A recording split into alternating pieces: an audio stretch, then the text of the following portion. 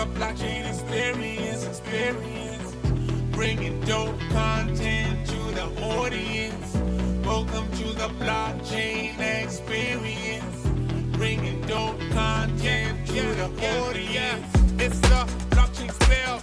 David's got so much to tell. Hello, GM, and welcome to another episode of the Blockchain Experience. I'm your host, David. Today, we're joined by Sam Hamilton, Creative Director over at Decentraland. You probably already know what Decentraland is. It's a virtual social world, and it's the first decentralized metaverse, and it is the only one that is open source. It is free to use, and if you want to purchase something, you can use either a credit card or crypto, which is very neat. They've always got cool things going on, like concerts, fashion weeks, festivals, and they've been working with big companies like Adidas, Dolce & Gabbana, Netflix, and Samsung come to mind, so they're a big deal. And as I talk with Sam on the podcast, you'll find out that it isn't difficult to build on Decentraland either. It was a great conversation. I really enjoyed my time with Sam. So we'll do that. And then after the interview, I'll give you guys an update on being able to mint the podcast episodes and what we'll be doing in the future. But as always, before we get to all that, a word from our sponsors. Ledger is the smartest way to secure crypto holdings. Their hardware wallets are trusted by over 4 million customers. Ledger can be used to secure, store, and manage over 1,800 crypto assets. Using the Ledger Live app, you will have a one-stop shop for your crypto needs. Buy, sell, exchange, and grow your assets with Ledger's partners securely and easily. Stop getting your wallet drained. Head over to ledger.metadavideth.com and take self-custody today. Have you ever wanted to display your NFT art in the physical world? Look no further than Token Frame. Token Frame's patent high-quality physical displays start at 10 inches and run all the way up to 55 inches. They're truly built for authenticity. Just sign in with your wallet, connect to Wi-Fi, and cast your NFTs. It's really that simple. And best of all, no subscriptions. Token Frame supports Ethereum, Polygon, and Solana with Tezos on the way soon. It's no wonder they're trusted by OpenSea, SuperRare, Nifty Gateway, and more. Start flexing your NFT art by visiting tokenframe.metadavideth.com. Again, that's tokenframe.metadavideth.com. Sam, coming to us from Decentraland. How are you, sir? I'm very well, thank you. Hi, David. Thank you for having me here. Yeah, thanks for coming on. So can you kick it off with an introduction as to what Decentraland is? Decentraland is many things at the same time. It's a social experiment. It's, the thing that most people know it as is a 3D spatial world built on the blockchain, built on the Ethereum blockchain. But it's also a DAO. It's a new system of governance, decentralized autonomous organization, which puts community first and lets them lead the project. It's underneath all of that, it's a protocol. It's an open source software project that, everything we build, we open source it and allow anybody to come along and copy it and build on top of it and iterate on top of it. We also let developers come in and build with us through the DAO and through GitHub. So underneath everything, that's what it really is, a protocol. But Decentraland, the platform, the virtual world that everyone knows, is like the first iteration of that protocol that we've built ourselves. So when you say that it is a DAO, do you need to hold some sort of token to build on it? Do you need to hold like a token to consume, like to go into the metaverse and consume content on there? How does that look like? In theory, yes. But because it's a community-led project, there's always ways to get involved without actually owning anything. But yeah, there's a city of 90,000 land parcels that are owned, and that ownership is on the blockchain. They can be bought and sold on a secondary market. And if you want to build something in that city, then you have to either own or have permission to build on that land. We also have like a name system. Any kind of citizen of Decentraland has like a passport, and that comes in the form of a name, which is also an NFT. That name also serves as a URL, which is a way to build outside of the city your own isolated space for 100 people or more, as big as you want. So it's kind of like, if you think of the city as like the buzzing hype of social media, and then these worlds that you can create by owning a name is more like your own website. So it seems like you've got like kind of like two groups of people. You have like the builders, and then you also have the people that are going to go into the virtual worlds and, experiences. So as far as like the builders go, what kind of persona types, what kinds of what kinds of builders are you looking for? I guess that's two of the personalities. I think there's actually more than that, but let's concentrate on one at a time. The developers often come from a Unity background, game developers. We build on top of Unity, but we have our own SDK, our own software development kit, which is kind of like TypeScript, but our own version. And that's how developers build games on top of our platform. Coding isn't the only skill you need.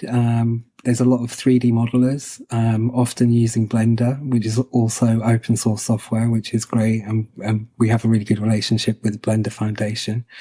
3D modelers building out the space, making it look and feel like a 3D city, and then coders making that interactive experience or gamifying the activations. Let's say I have an idea that I want to build like MetaDavid's blockchain experience world. Do you have like a process or some way of kind of bridging the people like me that might not be technical, but kind of have like an idea and a vision with the actual like people who can put like the pen to, I guess I was about to say pen to paper, but I guess that's not a good analogy here since it's code, but something analogous to that, and start actually like implementing that? Yeah, I mean, there's many ways to kind of get something into Decentraland. Like, you can learn yourself, and there is a big learning curve. I'm not, if you're coming into it from no experience at all, then learning 3D modeling software in itself is a big learning curve, and then learning our SDK. But if you come with some knowledge and some background, it's kind of much easier. You can also hire studios. We have like 200 plus verified studios that work for like the community and brands that come into Decentraland. And we have like a really easy way of putting you in touch with them and like doing tender process so that anyone can apply, and it's very decentralized, which is great. But also we have like a drag and drop builder tool. Like, we build, thousands of assets to put inside this tool, and then you can just play like it's Minecraft or something like that, and just drag and build a house and then build a garden and make it look how you want, but with no skills at all. Visual skills, aesthetic skills, but no coding or 3D modeling. You can also do that. And for you in particular, which is like really cool, we've just built a whole load of templates for that builder tool. So people can start off with a theater, a nightclub, an office, a home. All these templates already exist. And so people can kind of take the template and then redecorate it and make it their own.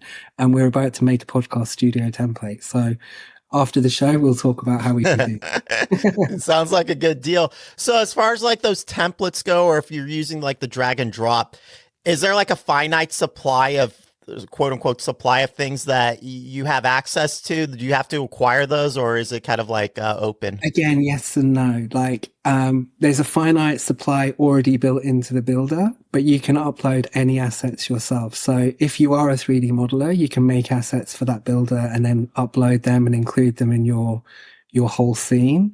Or maybe you go somewhere like Turbo Squid or these other platforms where you can buy 3D models and then download them and then upload them into the builder. The only thing is they have to be Decentraland compatible. We have like poly limits and megabyte limits to make sure the platform runs smoothly. And on some of these sites, the models are really, really heavy. So you have to take that into consideration. But yeah, ultimately it's unlimited supply of assets that you can upload into the builder. Okay, so it seems like you pretty much serve like every segment of type of builder. There's on one end, you have those people that are super knowledgeable on 3D modeling, Blender, all that stuff. And then you have people like me that, don't know a thing about that stuff, but they know how to use a mouse and they can drag and drop things. And even like more basic, which I think is really actually an awesome idea, is just having that template as kind of a starting point and then augmenting that with different assets. Yeah, exactly. We're just trying to lower the barrier to entry so that anyone can join in and have fun. Obviously, the most complex scenes, the really big games that go on for weeks or months, then, that requires a bit more. But anyone can come and build their own space in Decentraland and have a lot of fun doing it. And then, so shifting gears a little bit from like, the person experiencing the virtual world, you talked a little bit about the technical stuff in terms of like specs and that sort of thing. Backtracking actually a bit before that, I know that you guys support like browsers. Do you guys also have like mobile support as well? Are you guys also on like Oculus Rift, or what are like some of the Not other yet. platforms you're on? So we took a web first approach to everything because, people just like to click links and jump in and experience something. We also have a downloadable client, which has better performance, a few extra features. So if people jump in from the web link and they're struggling, there's an option for them to download something and not have so much friction. We're working on mobile and VR at the moment, and next year we're planning on releasing a new client next year that will work across platforms. We're really looking at closely at the new Apple devices. Yeah. Obviously, everybody is, and how we can work with that. So, yeah, I mean, it's a constantly evolving platform. Like, we have to keep up with the tech, and the tech is improving all the time. So, expect, nice new shiny things next year. What are some of the things that have gotten a lot of attention that have been built on Decentraland recently? I think, the big events tend to get the most buzz. So we do an annual music festival. We had Dead Mouse play the first year, Bjork the second year, as well as other well-known artists, and a real community feel, like a lot of community stages as well. We do a fashion week every year, and we've had a lot of big brands, Dolce & Gabbana, etc., coming on board. This year we had Adidas, and obviously that gets a lot of press attention. They're amazing events, and they really push the boundaries, and we tend to, whatever we build for those events, we open source. We put it on what we call the awesome repository, and then anybody can come along and take and copy that code and build their own versions of catwalk shows or music venues or whatever. So yeah, those big events tend to cause the most hype. But then there's community people working week in, week out, putting on events, every day. There's like 10, 15 events every day in Decentraland. And then there's also people building games that are evergreen, and you can jump into Decentraland anytime and go and play a play to earn game, or, get involved in that community. How do people find out about some of those events? You guys have like a newsletter, or and then along the same thread, for like, you mentioned that there's some community ones too. Are those also mentioned in the newsletter that you guys might have that is being pushed out, or how do people kind of get involved as a participant?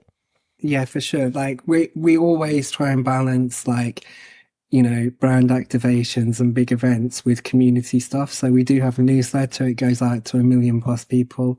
And every week it has like a selection of what's going on, as well as feature updates and that. We have an events page on our website that anybody can upload an event to. So if you're part of the Decentraland community and you want to put on an event, you can upload it to that page, and everybody can jump in and like, you can RSVP there and then get an email like to tell you when it's happening. So yeah, you can go to that events page now, and you can see everything that's happening for the next like 6-8 weeks. Oh, very cool. We also have like an events agenda and plan where we have a monthly theme. So all throughout next year, we'll have themes like, travel, fashion, music, and we encourage the community and brands to activate those kind of events during that month, and it turns into like a whole month-long celebration. So if you look on our blog, there's a whole blog post about what those monthly themes are and how you can get involved. Okay, we'll be sure to include that in our show notes. So I know that you guys have like a Metaverse Fashion Week and Art Week and Music Festival. Can you first explain what is a Metaverse Fashion Week? What does that look like? Well, I mean, it's much like a real world fashion week. The thing is, digital fashion is nothing new, really.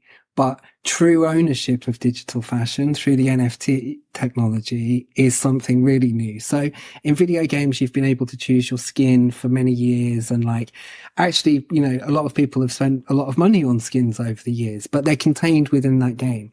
And now suddenly you can have stuff that anyone can generate. Nobody's going to question, hey, you can't make this for our game. It's only us that can make this, first of all, which is like really appealing to brands because they can just come in and have branding in your game.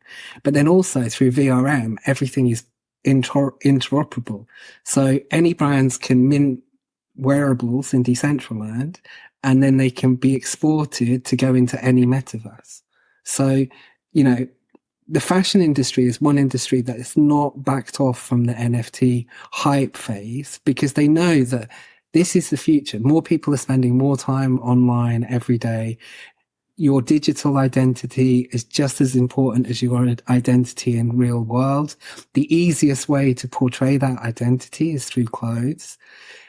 Fashion labels saw how much money people were making selling digital wearables in not just in Decentraland, but across all of these metaverses. And they were like, hey, no production costs, sell unlimited amounts, no storage for overstock, all these things going through their head. And they're like, we have to get on this. And they have. So when we saw that wave of real life fashion brands buying into this whole ecosystem, we were like, we need to give them a space and an event where they can really showcase what they do. So that's why we did the first fashion week, and we were super shocked how much enthusiasm there was. We got 60 brands that are household names that were literally biting our arm off to be part of it.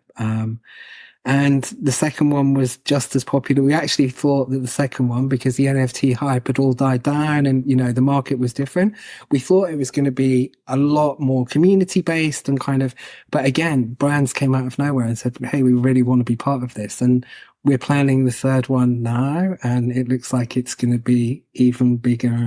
And well, let's see. I don't want to, I don't want to jinx it, but, yeah, it looks like this is something that will happen every year.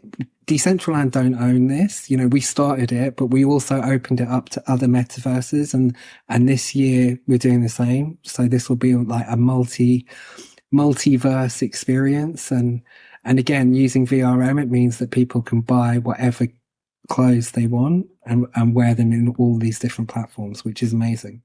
Stupid question, but what does it mean when you say that it's open to other metaverses? So, like the first year when we did the Metaverse Fashion Week, it was just in Decentraland. And then last year we did it in Decentraland, Spatial, and OVER, the AR platform. And this year, I don't want to say too much, but that will get even wider. So, maybe 7 or 8 platforms this year will work together to build this much bigger than just something that happens in Decentraland. So does that mean that if I'm in Decentraland and someone else is on one of those other platforms they mentioned, let's say Spatial, will that Decentraland person see the Spatial person, or how does that interoperability work? Okay. No, it means that there'll be activations in all of those platforms and you can jump between them, but there won't be one activation that you can jump into through any platform and see.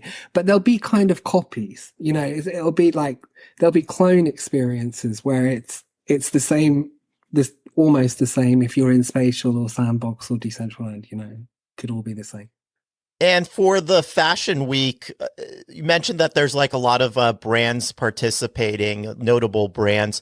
So is there target customer digital native folks that are looking for skins, or are they kind of targeting people that are, and I know that you're not, that's kind of a little bit outside of the scope of what you do because you're just more providing the platform, but just based on your observations, are they targeting people that are maybe digital friendly, but are a little bit curious, but they're, this might capture their attention just having the presence there? Okay. like you said, I can't speak Mhm. for brands and what they're looking for, but I can tell you what they get out of it and what I see as like Right. the positive aspects of why they do it.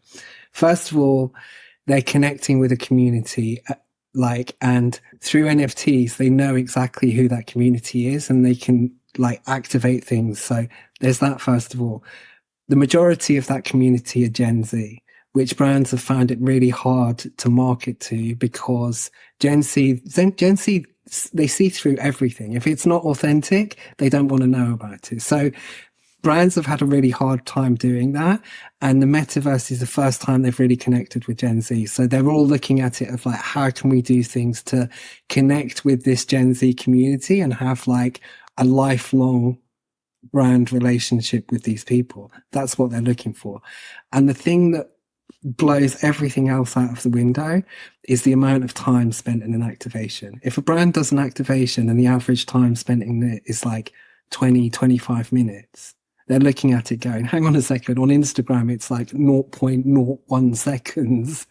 And here we've got 28 minutes of like storytelling and brand awareness and all of this stuff that we can give to the users. So honestly, like when you look at it like that, it's kind of a no-brainer. Yeah, totally. I can see that too. So you mentioned so the Metaverse Fashion Week. You said that there's one being planned. Has the date been announced for that yet? Or I don't think we've announced the date. It'll be like either the 3rd or 4th week in March. We haven't pinned down those exact days yet, but it will be the end of March. okay. And what are some of the brands that have participated in the past before?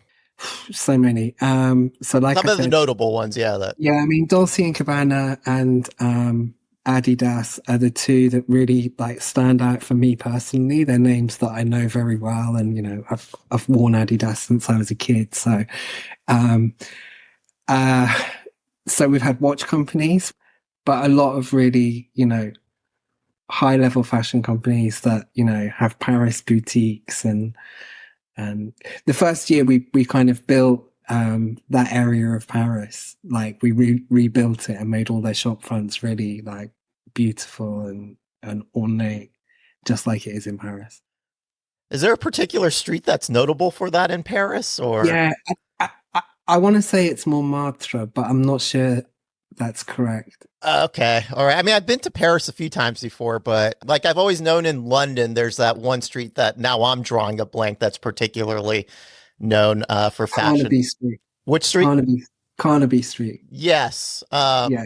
So you ask me about London, I'll tell you anything. 25 years, it's easy for me.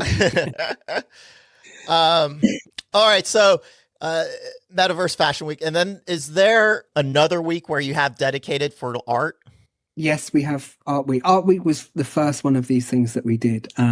Like I come from an arts background and I've promoted artists my whole life. So when I first got into Decentraland, before I was working for the foundation or anything like that, I was like fully intending to build art galleries and then it's really interesting. The NFT space kind of went that way anyway. So that was my passion and that's what I wanted to do. But when the NFT art explosion happened, it was great for them to have like spatial galleries where they could show their works. And, a lot of those famous moments in NFT history, we were right there helping, like the Beeple sale, we did the Christie's and Maker's Place exhibition inside Decentraland. So, it all just went hand in hand with art in the early days. So Art Week was like really just like, hey, let's just like celebrate all this art that's going on in the NFT space. And then each year came around, it kind of changed a little bit. Like all the NFT platforms got involved first.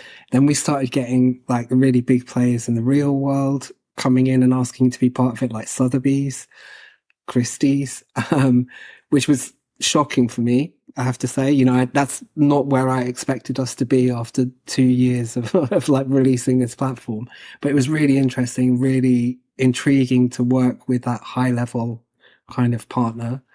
And then this year, we weren't really sure what we were going to do with it. And the community just said, look, we want to take it over and we want to do it ourselves. And that's kind of, we're starting to work more like that, taking a more hands-off approach to these big events and letting the community do what they do, and then adding the support that they need on top. So whether that's building out experiences or putting the marketing in place at the end, but it's working really well. Like, you know, people from the community who champion these events and, like, you know, product manage the whole thing for themselves. It's really cool. Typically, what time of year is Art Week?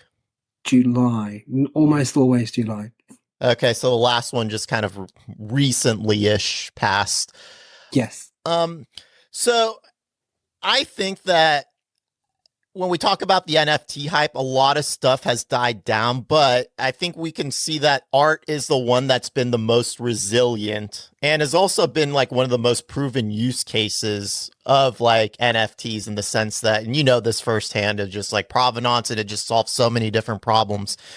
Do you see that sentiment being also reflected in the anticipation, the excitement, and the, I hate to use the word hype again, but I'll use the word hype, when you're looking at the different types of events that you're having? Do the art ones tend to have like the most interest also, or are you guys kind of seeing a little bit of a different level of anticipation and different level of participation? And if you are seeing something different, do you think that's kind of like forecasting as to what's going to happen in the future? Like those are maybe tea leaves that we should be reading into, or what are your thoughts around that?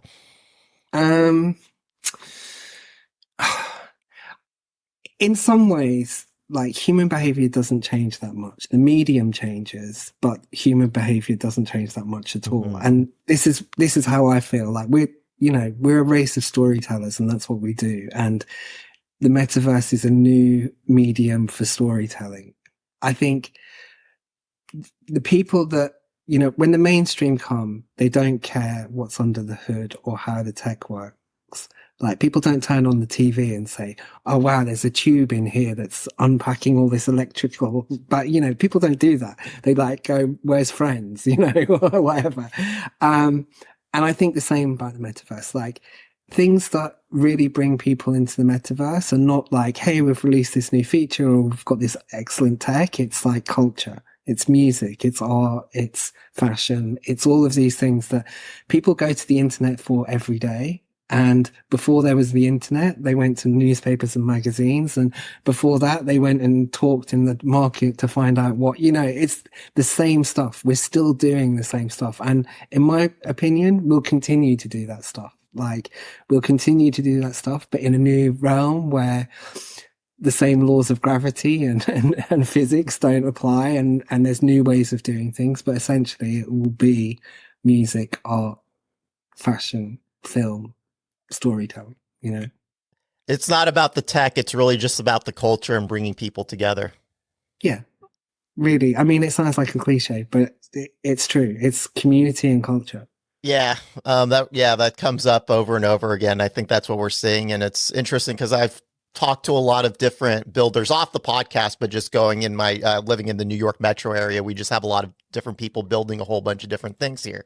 And I always find it interesting about some of the things that people are focusing on. There's a lot of like DeFi type stuff, you know, being worked on, and a lot of other solutions. But I think like the way I'm kind of landing on this stuff is that before you have all that, I feel like just people have to, for the space to be successful, people have to engage and interact with it in a way that's very under the hood, like you described. They don't really care about like the tube that's in the TV, or like, you know, the red and the black wire that's behind the light switch.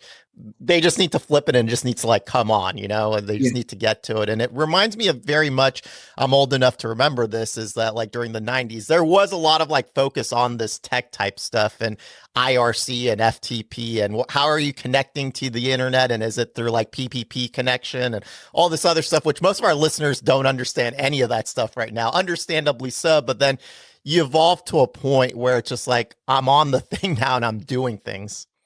Yeah, exactly. I mean, like, there's so much that reminds me of the late 90s. Totally, yeah.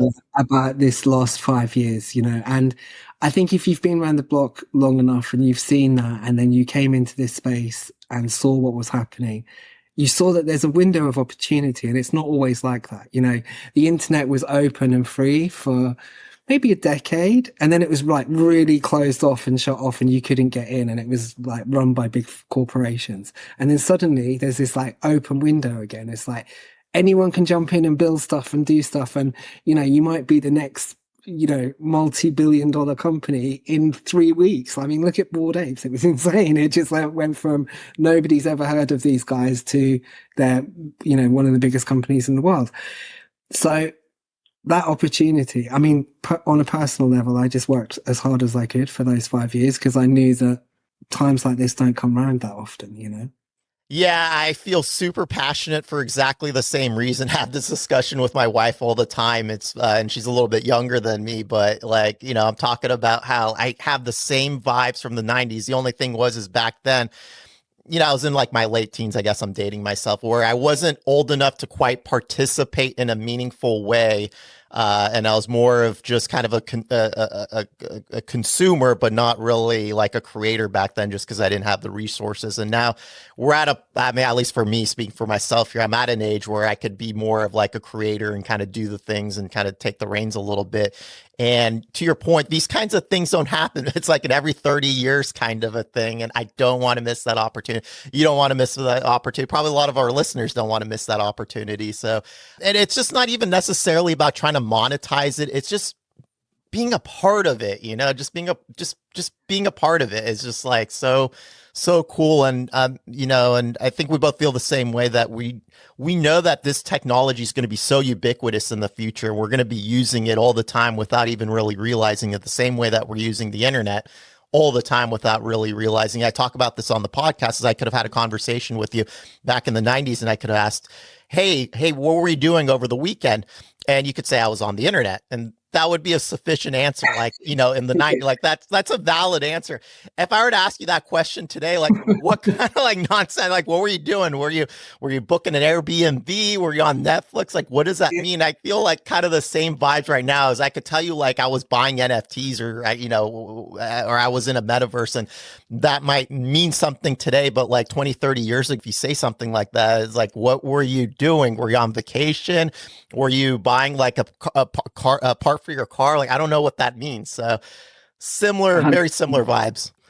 The world changes so quickly, right? In our lifetimes, it's gone from, and just what you were saying about kind of like feeling like in the 90s, you were still on the periphery. I'm guessing we're very close. Yeah, I think so too. Yeah. Similar age. Yeah. And now we feel kind of part of the core of it all, but also that's because of the internet, because suddenly everyone's connected from all around the world, and we go onto Twitter, X, whatever, and suddenly we know what's going on in all different parts of the world, especially in our industries and our space, so you can feel really connected to the center of it all, which even though the internet was pioneering that stuff, it wasn't really part of like everyday existence back then. It's like you really had to go looking for stuff. Yeah, I find it really funny. Like sometimes people say to me, I talk to a lot of different brands about, activations in the metaverse. And some people say, well, what would you do with food and drink in the metaverse? Because you can't smell and taste and whatever. And I'm like, okay, I remember back in the 90s, people saying, why would a restaurant have a website?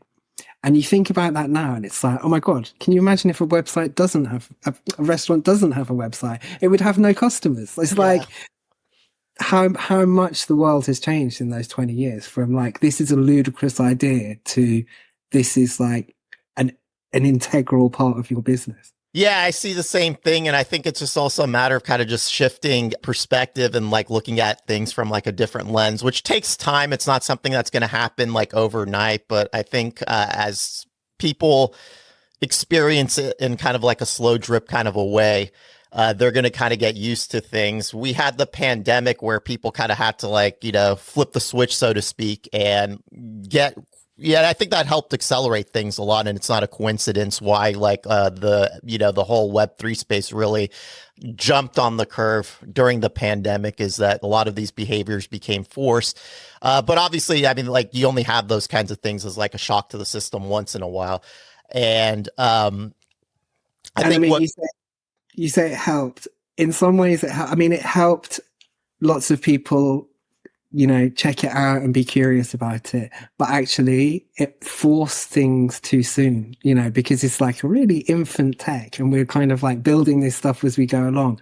And suddenly everyone jumped in because of the pandemic. And it was like, okay, actually we're still loads of bugs and we're fixing things and it's still in beta. But hey, I totally get what you mean. A lot of people now understand the concept of the metaverse. Maybe 5 years ago, a lot fewer did. And yeah, I think when it's time again for the mainstream to jump back in, we'll be a lot more prepared next time. Yeah, that's the other thing too, is that for us, we're very used to, and I'll just like use an example. If there's some sort of big mint, which doesn't happen very often these days, but let's just, for example's sake, say there is, we're used to it being imperfect, that there might be a couple things going wrong, but I think for a typical like consumer type, when something's going to happen, it just kind of like happens. If Coke is, releasing like a new flavor and they're saying that it's going to be on August 26th, it's going to be on your store, on the store shelves. It's there on the store shelves on August 26th. What's this, oh, it's going to be another week or something. No one really knows about it either. You just kind of walk into the store and find out about it then. And so yeah, I think that also, as far as like expectations and kind of mitigating those with what the typical consumer expects versus what like the digital native ones are used to right now, is certainly a thing. I think the longer you've been like in the Bitcoin scene or the blockchain scene, the more forgiving you are, because you had to jump through hoops to do the simplest things. And like year on year, the UIs get better, the UX gets better. More mainstream people find it easier. We're still not there. We're still not there, but I definitely see progress year on year, and I see more people thinking that this is fundamental. Like at first, when you've just got really techie people, developers, they don't really care, because they can get under the hood and look at the ones and zeros and they're fine. But the more distance you are from that, the more you need something where it just says like, click here. And you click here and it does what it's supposed to do. Yeah, 100%. So yeah, you guys have been just doing so many cool things. And I think our listeners have so many different things that they can take a look at, and we'll include those things in the show notes. Are there like any upcoming announcements that you can talk about, or things that you have announced recently that our listeners can look forward to from the foundation? There's always cool stuff going on. Audius, the streaming service, they are about to release a pair of headphones that you can wear anywhere in Decentraland and have your playlists playing. So it's like a Walkman, if you were that old, or an iPod if you're. I was around back then. Yep. Okay. But yeah, that's a really cool feature where you can now just have music blaring wherever you're exploring in Decentraland, and like, you can take them off, obviously, if you want to like have a chat with somebody or listen to some music on a stage. But at the moment, we're shipping features at an amazing pace. We've cleared a big backlog. We spent a lot of time working on performance and making sure that we could handle the traffic. And once we've done that, we moved back to like shipping features that we've been requesting for the last 2 years, and they're going out at a rate of knots at the moment. If you check our communications on Twitter or on our blog, you'll see that a lot of new stuff has been released. And then there's an architecture biennale at the end of this month. There's a builder contest at the end of this month. Next month, there's a big AI like festival with lots of AI companies coming into Decentraland to showcase their work, and like conference. It's like a conference. There'll be like fireside chats and keynote speeches from top people in the AI industry. I'm really looking forward to that. I've been on some of the calls recently with people who are going to be talking, and they're literally some of the most mind-blowing conversations I've ever been involved in my life. And I'm like just there. It's so compelling, and I can't wait to see these people actually give their keynote speeches. And then, yeah, we'll do Halloween. We do Halloween every year. It's really popular in our community, and we have a lot of fun. We give away a lot of prizes, and have a party.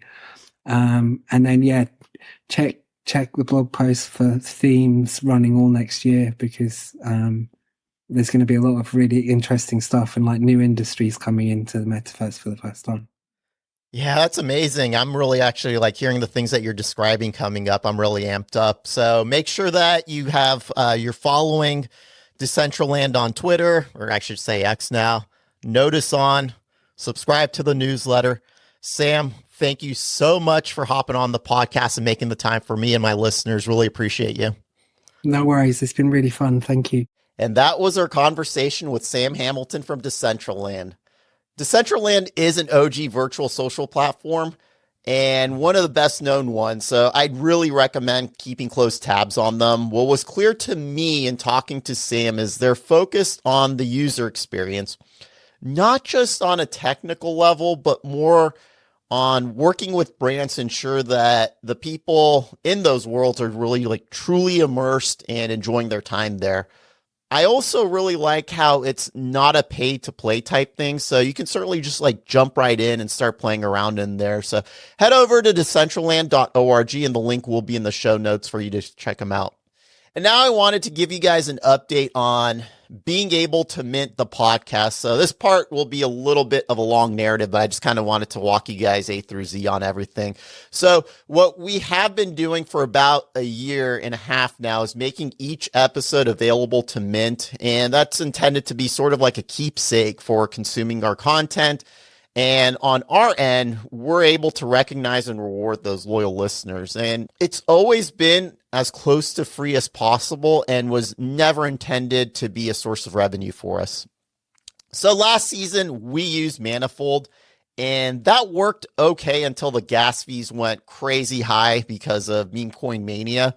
Then what we did was this season, which started in July 2023, we went on Nifty Gateway, which was great because it was a flat fee of $1, gas included. And I have to say that since being on Nifty Gateway, the podcast just really took off from there. And I think a lot of it had to do with the placement on Nifty Gateway's homepage. In fact, before the season started, our podcast wasn't at the minimum threshold required to be a ranked podcast, which maybe I'll sound a little defensive here. That sounds really bad, but it's pretty common for like most podcasts, right? And when we kicked off this season, we very quickly climbed the charts from like, to a top 10% podcast, to a top 5% podcast, to top 2.5%, to top 2%, to top 1.5%, which is where we are right now. We're kind of straddling. We're not quite there yet, but we're on our way to be a top 1% podcast. So here in the US, actually, where we're based out of, we've actually even hit the top 50 on Spotify's technology charts a few times. It's been kind of a blip on the lower end of the top 50, but I think that's a pretty good, accomplishment on our end that we're pretty proud of, given that blockchain is a relatively small segment of like the technology space. So it's been a crazy wild ride, as our show producer Carrie can attest to, but it's been an amazing one at that. So where we're at with minting on Nifty Gateway is that they've made the decision to significantly cut back on the number of publishers that they have, and that included us. So we're part of the chopping block. The requirement that they had for publishers is that they only kept the ones that had average $750 per drop. And we didn't cross that threshold because for us, it was never intended to be a money-making venture. So with respect to the minting process, so even though we typically had like the largest mints in terms of quantity, we averaged around like 200. We were only charging $1. So yeah, it didn't quite meet that threshold or actually even get close to that. And kind of by design, wasn't really intended to, again, to be a money-making venture for us. So the reason I gave you that long narrative about the journey is that since we've been on Nifty Gateway, even though we're not on there anymore, we're just super appreciative of our time on there and what they've done for us. And I'm a huge fan of their platform, and I completely understand the business decision that they had to make. So I get it. No ill will there at all. If it wasn't for them, they're definitely a huge part of the podcast success. So I'm always going to have that strong sentiment and warm feelings about them. So what I'm doing right now is I'm having conversations with some other candidates for hosting our podcast. and trying to, determine where we can structure things that it's a partnership that benefits both sides. So stay tuned on that. We absolutely will have podcasts available to Mint. It's just more of a question of determining where, and that's based on some criteria I have, namely one, non-negotiable for me is it has to be as close to free as possible, meaning that on our end, we don't want to make money, so we're just trying to make sure that the gas fees and that friction is as minimal as possible for our listeners and minters. So that's really a strong criteria and non-negotiable on our end. So stay tuned on that. We are going to continue that exploration process. I expect to have a resolution on that within the next 2 weeks. And then what we'll do is we'll retroactively make the episodes, which would be this one and also the last episode with Brian Brinkman, available to Mint and to where we have like the latitude and ability to do so as wide of a window so that you guys have ample time to go back and mint those episodes. So we'll be back on track on that train soon. So stay tuned. Appreciate you guys so much for your listenership. Again, we wouldn't be where we are without you guys and your listenership. So thank you. And until next time. Welcome to the blockchain experience. Bringing dope content to the audience. Welcome to the blockchain experience. Bringing dope content to the audience. It's the blockchain spell. Made of David's got so much to tell. Bringing you the latest news without fail. Hey, decentralized and secure. It's been making waves. You can't tamper with data. It's not the same old way. From finance to art, it's bringing all the trust. The blockchain experience, it's a must. Hey, welcome to the blockchain experience. Bringing dope content to the audience. Welcome to the blockchain experience. Bringing dope content to the audience. It's not just for the big boys, it's for everyone. It's a new way of doing things. It's second to none. So jump on board, join the revolution. It's a blockchain experience. It's a movement. Give it up, give it up, give it up, give it up, give it up for the blockchain experience. It's a game changer. It's a game changer. Welcome to the blockchain experience.